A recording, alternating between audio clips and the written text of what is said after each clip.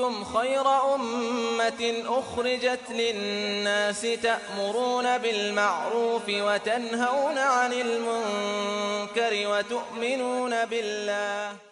Alhamdulillah, qui n'a jamais été provoqué, qui n'a jamais été jalousé, qui n'a jamais ressenti cette injustice, la méchanceté des gens, qui n'a jamais vécu cela parmi nous. Ça nous est toutes et tous au moins arrivé une fois dans notre vie, et bien sûr plus qu'une fois. Malheureusement aujourd'hui, la méchanceté, l'injustice, la jalousie, la calomnie, le mensonge s'est répandu à une allure folle jusqu'à ce que des personnes ne savent plus comment réagir. On me fait du mal, que dois-je faire? Répondre au mal par le mal? Me taire et supporter? Mais quelquefois ça ne fait qu'empirer le mal? Ou bien invoquer Allah subhanahu wa ta'ala, notre Seigneur, contre celui qui m'a fait du mal, ou en sa faveur? Que faire quand on veut me faire du mal? Que faire face à la méchanceté des gens?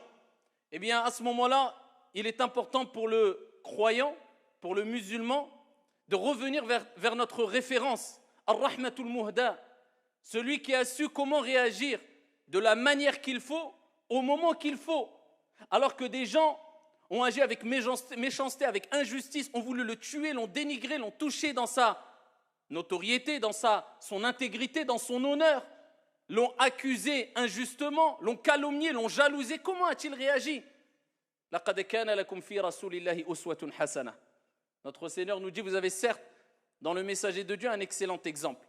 Eh bien, revenons vers ce qu'a dit aussi notre Seigneur, tabaraka wa ta'ala, afin de nous informer comment on doit réagir face à ces injustices, face à ces méchancetés.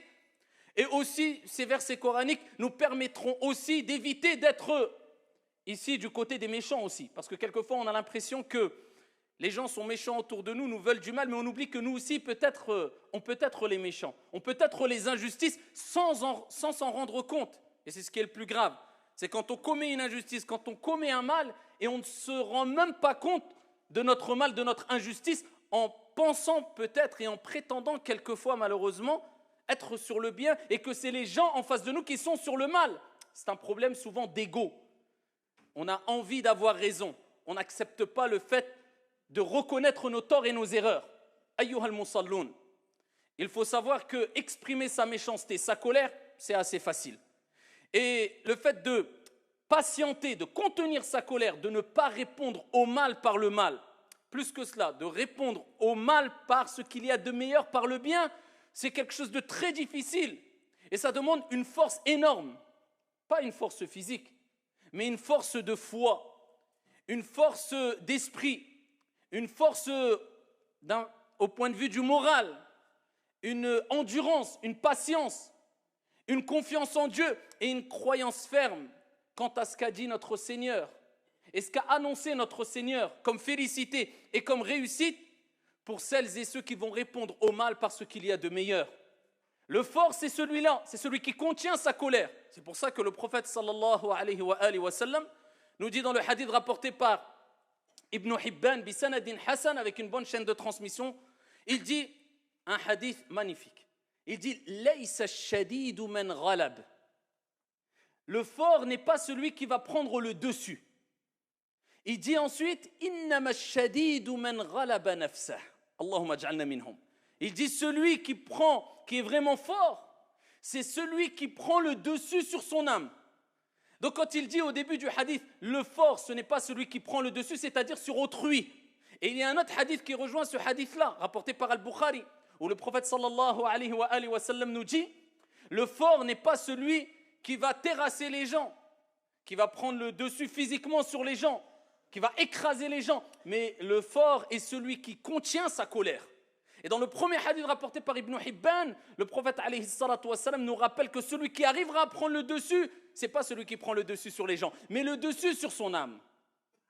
Parce qu'on sait très bien que Shaitan, Satan, eh bien, va nous cacher les fruits de cette patience. Parce que cette patience-là, cette endurance, apporte des fruits sucrés, apporte des résultats mielleux, ici-bas et dans le delà. Donc Shaitan va te les couvrir, afin que tu ne t'en rendes pas compte, que tu ne prennes pas conscience de ces résultats positifs. Donc toi, quand on va te faire du mal, eh bien, Shaitan va te faire oublier la récompense de celui qui patiente. Parce que l'être humain a envie de voir la récompense tout de suite. Donc c'est quelque chose de caché.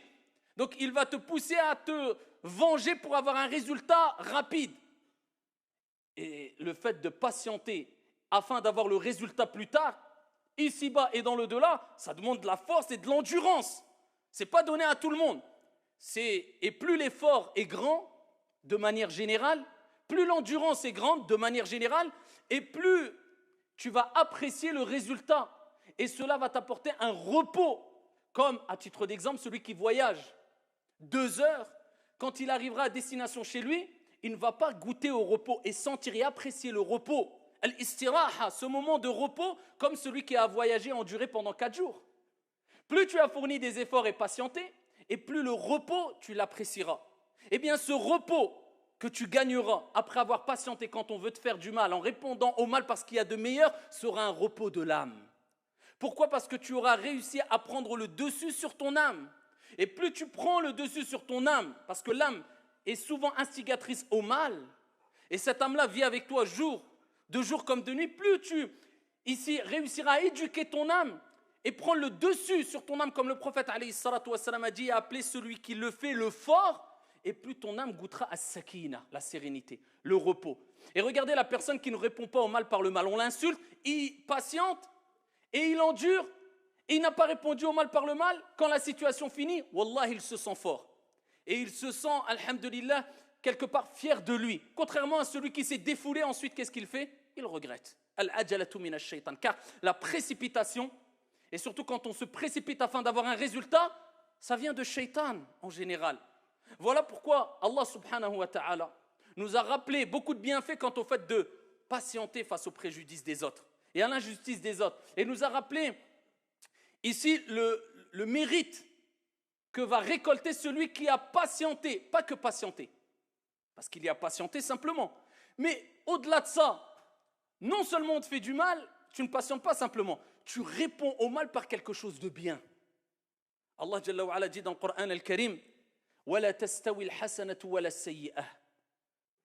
Il nous rappelle, ne réponds pas au mal par le mal. Réponds au mal parce qu'il y a de meilleur. وَلَا تَسْتَوِي الْحَسَنَةُ وَلَا السَّيِّئَةُ. إِدْفَعْ بِالَّتِي هِيَ أَحْسَنُ. Ici, il nous rappelle, réponds au mal parce qu'il y a de meilleur. فَإِذَا الَّذِي بَيْنَكَ وَبَيْنَهُ عَدَاوَةٌ كَأَنَّهُ وَلِيٌّ حَمِيمٌ. وَمَا يُلَقَّاهَا إِلَّا الَّذِينَ صَبَرُوا وَمَا يُلَقَّاهَا إِلَّا ذُو حَظٍّ عَظِيمٍ. Et à ce moment-là, quand tu auras répondu, comme Dieu dit dans le Saint-Coran, au mal, aux injustices, aux insultes, à la méchanceté des gens, parce qu'il y a de meilleurs, eh bien à ce moment-là, tu verras celui avec qui tu avais une animosité. Regardez les termes qu'il utilise Allah Azza wa Jal. Beaucoup de colère, de haine, c'est la guerre entre vous. Une animosité, devenir tel un ami chaleureux. Ya muqallib al-qulub, ô toi qui tourne les cœurs. Allah, il tourne les cœurs. Il change les cœurs. Pourquoi ? Parce que tu as fait l'effort. Parce que tu as fait le premier pas, parce que tu n'as pas répondu au mal par le mal. La personne en face de toi qui te fait du mal, au fond de lui, il sait qu'il fait du mal. Et tu vas l'éduquer en répondant au mal par le bien. Tu vas lui donner une grande leçon. Il va se dire, je lui fais du mal. Je sais pertinemment que c'est du mal. Il me répond par le bien. Tu vas lui faire encore plus mal que si tu répondais au mal par le mal. Allah dit, voilà, celui avec qui tu avais une animosité, devenir tel un ami chaleureux. Mais Dieu dit, mais qui atteindra ce niveau-là, atteindra ce degré-là? Ceux qui sont vraiment patients et endurants. Ce n'est pas donné à tout le monde. Hein? Ce n'est pas donné à tout le monde. Seuls ceux qui ont été comblés d'une grâce immense arriveront à atteindre ce degré-là. Et ça émerveille. C'est pour cela que quand on lit des hadiths du prophète sallallahu alayhi wa sallam, quand il répondait au mal par le bien, on est émerveillé. Et on se rappelle que le prophète était ar-rahmatul muhda et que Dieu l'a envoyé en tant que miséricorde, comme miséricorde pour l'ensemble des mondes. À titre d'exemple, un hadith connu par toutes et tous, rapporté par l'imam al-Bukhari. Vous croyez que ça, ce n'est pas l'application de ce que je dis précédemment? Le prophète sallallahu alayhi wa sallam, lorsqu'il était en voyage et il s'est assoupi sous un arbre et il a accroché son épée sur l'arbre, et qu'il y a une personne qui lui voulait du mal, s'est approchée de lui, lorsque cette personne qui lui voulait du mal s'est approchée de lui, et qu'il a saisi cette épée et l'a brandie face au prophète sallallahu alayhi wa sallam, et que le prophète alayhi salatu wa sallam s'est réveillé brusquement, cet homme-là a dit au prophète alayhi salatu wassalam, et qui te sauvera maintenant? Ça, il voulait le tuer, en finir avec lui. Il n'aimait pas, il détestait le prophète alayhi salatu wassalam. En face du prophète, il y avait al-maut, la mort. Qui te sauvera maintenant? Le prophète alayhi salatu wassalam, c'est un prophète qui reçoit des miracles, c'est un envoyé qui a un degré de certitude qu'aucun d'entre nous, même réunis, ne pourrait avoir. Il dit Allah, mon Seigneur, Dieu. L'épée est tombée, le prophète a saisi l'épée et l'a pointée vers lui et lui a dit, et qui te sauvera maintenant? Il dit, ô messager, ô Mohammed. Il n'était pas croyant, il ne croyait pas en Dieu et au prophète Mohammed alayhi salatu wassalam. Il dit, ô Mohammed, sois meilleur preneur. Le prophète alayhi salatu wassalam discute avec lui, lui dit une condition. Est-ce que tu attestes qu'il n'y a de Dieu qu'un Dieu unique et que je suis l'envoyé de Dieu? Il dit non. Il dit non. Est-ce que le prophète a dit donc je te tue? Non. L'autre, il a été honnête. En face de lui, il a été honnête. Il a dit non, je n'atteste pas qu'il n'y a qu'un Dieu unique et que tu es le messager de Dieu. Il dit par contre, je m'engage à ne jamais te combattre et à ici accompagner une armée qui te combattra. Je m'engage à cela. Le prophète, il lui a dit pars en paix. C'est bon, tu peux partir. Il est parti alors qu'il voulait tuer le prophète Mohammed alayhi salatu wassalam, avec cette leçon qui est cet homme a répondu au mal, à la mort, par le bien en me laissant libre vers son peuple et il dit Ji'tukum min indi khayrin nas, Mohammed ibn Abdillah alayhi salatu wassalam. Il va voir les gens de son peuple et dit je viens de chez la meilleure des personnes, le meilleur des gens alayhi salatu wassalam. Dans un autre hadith rapporté par l'imam Ahmad, bisanadin Hassan, Abu Bakr as-Siddiq radiyallahu anhu wa arda. Et là, regardez les fruits de celui qui répond au mal par le bien. Ce n'est pas donné à tout le monde, mais les fruits sont mielleux, les fruits sont sucrés. Et tu les récolteras, incha'Allah, et tu goûteras au repos et à l'apaisement de l'âme. Ce n'est pas donné à tout le monde. Mais en prenant conscience de ces hadiths-là, de ces versets, de ces paroles divines et prophétiques, cela va te motiver, te pousser à le faire. Abu Bakr était en présence du prophète alayhi salatu wassalam. Et en face d'Abu Bakr, il y avait des gens qui insultaient Abu Bakr as-Siddiq radiyallahu anhu warda. Ils l'insultaient. Le prophète ne cessait de sourire. Plus les gens l'insultaient et plus Abu Bakr patientait et plus le prophète ne cessait de sourire et continuait à sourire et à montrer sa joie. Abu Bakr n'a pas supporté à un moment et a répondu à certaines insultes. Le prophète alayhi salatu wassalam s'est mis en colère, s'est levé et est parti. Abu Bakr est parti vers le prophète. Il dit Ya Rasulallah, tu étais auprès de moi, tu souriais. Quand je me suis défendu à un moment, j'étais à bout, je me suis défendu, tu t'es levé et tu es parti. Il dit car quand tu ne répondais pas, lorsque tu patientais, lorsque tu endurais face à ces insultes, il y avait un ange qui était présent et qui ne cessait de leur répondre et cela me réjouissait. Et lorsque tu leur as répondu, Shaitan, Satan a pris place et il ne me convient pas d'être présent assis avec le diable. Et il dit Ya Aba Bakr, il lui donne une recommandation en or. Il dit Ya Aba Bakr, il n'y a aucune personne qui ne patiente face à une injustice sans que Dieu lui-même, subhanahu wa ta'ala, ne venge cette personne de cette injustice. Ne t'inquiète pas, on te fait une injustice, tu patientes, tu endures, Dieu te vengera de cette injustice. Entre toi et cette injuste, et cette personne mauvaise, et cette personne méchante, eh bien, il y aura Dieu qui va s'interposer. Ça, c'est les recommandations du prophète, alayhi salatu wassalam.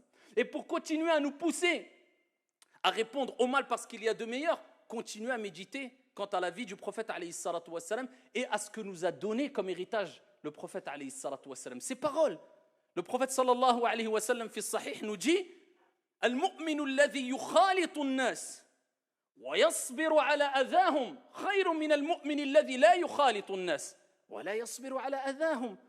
Le prophète le dit clairement, le croyant qui se mélange aux gens, regardez encore le côté sociable, la sociabilité avec laquelle doit vivre le croyant qui se mélange aux gens, الناس, est patiente quant à leurs préjudices, est patiente. Parce qu'il y a des gens, quelquefois, qui disent « Moi, je préfère m'isoler, je ne vois personne, les gens sont méchants, comme si lui était parfait. » Al-kamalu lillah. Peut-être c'est toi qui es mauvais, peut-être c'est toi qui manques de sociabilité, peut-être que...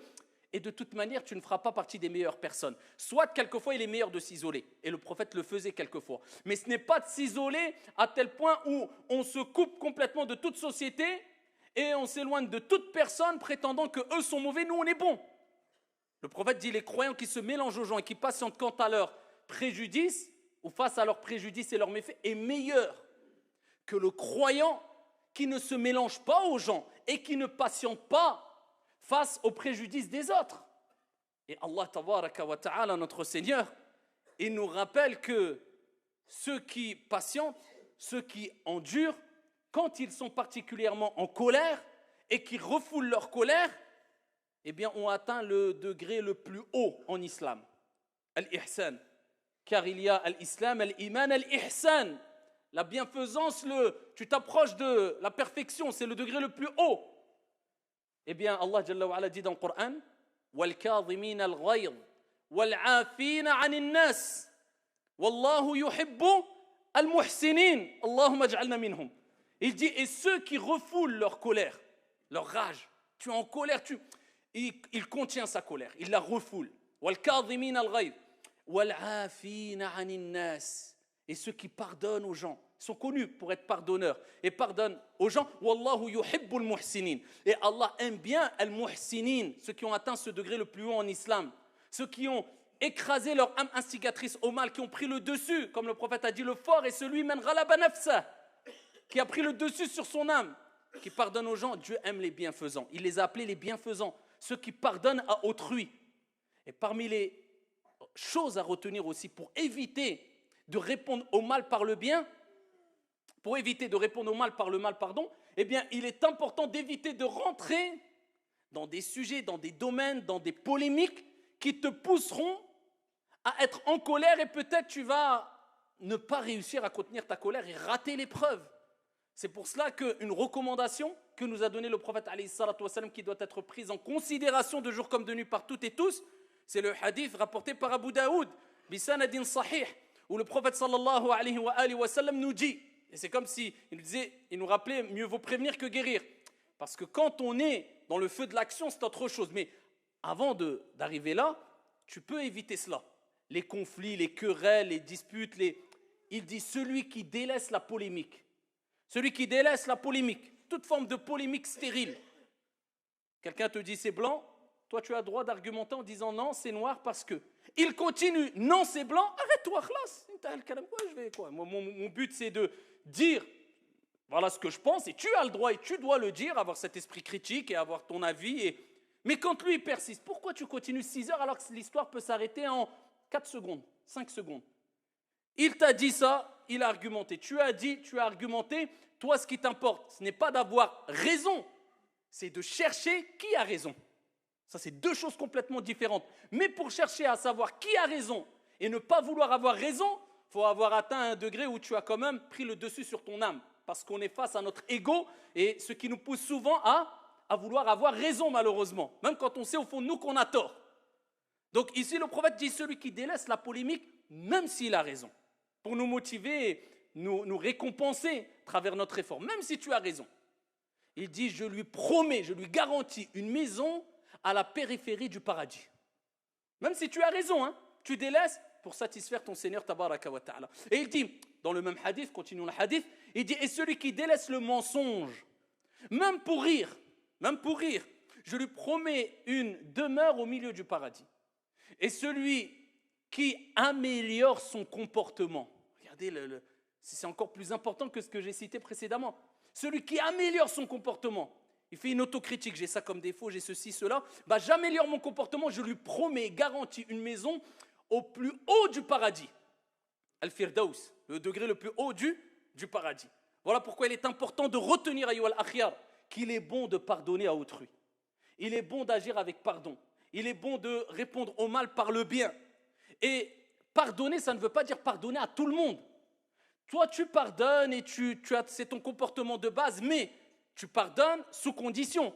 Exemple, imaginez-vous un État qui dit « Nous pardonnons à tout voleur, nous pardonnons à tout vendeur de drogue, nous pardonnons à toute personne qui fait des choses graves. » Eh bien, les gens, qu'est-ce qu'ils vont continuer à faire? On n'a pas de problème, on nous pardonne, on continue. Tu penses avoir fait le bien, mais toi, tu as cautionné le mal.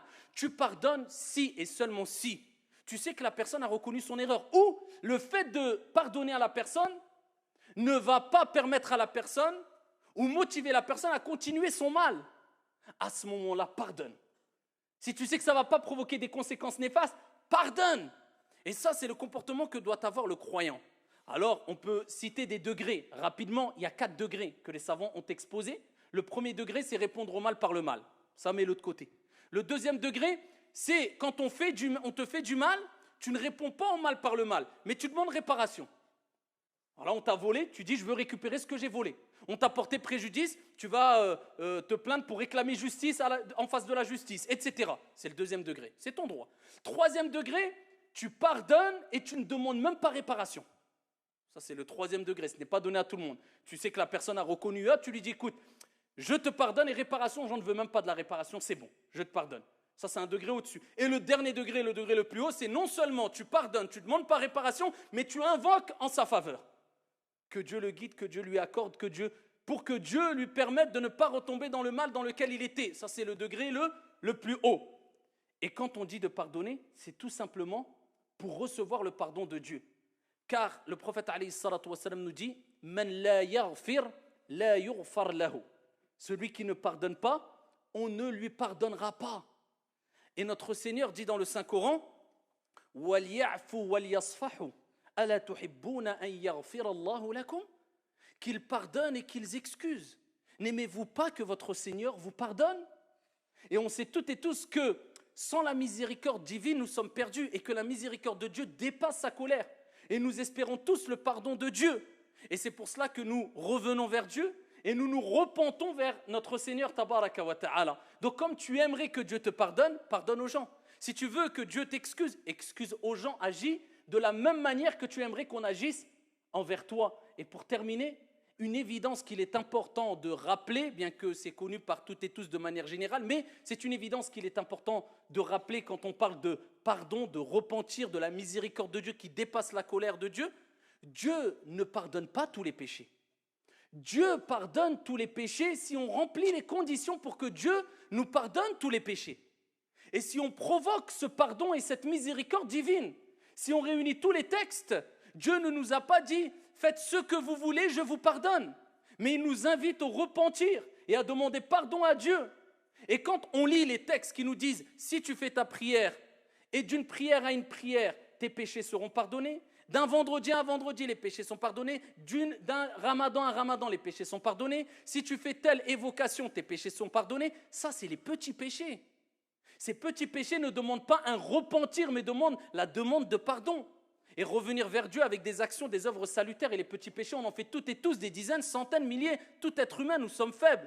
Une mauvaise parole qui glisse, etc. Mais quand on parle des grands péchés, à l'unanimité des savants, les grands péchés connus, comme le vol, comme la jalousie, comme le meurtre, comme l'adultère, relation hors mariage, tout cela demande un repentir. Et le repentir a des conditions, sinon ça serait trop facile. La personne dirait je fais ce que je veux, je fais des grands péchés, je vends de la drogue, je vole, je tue. Pas grave, je fais ma prière, Dieu me pardonnera. Et ça n'a rien à voir avec la bonne compréhension de l'islam, bien sûr, et cela est connu par toutes et tous.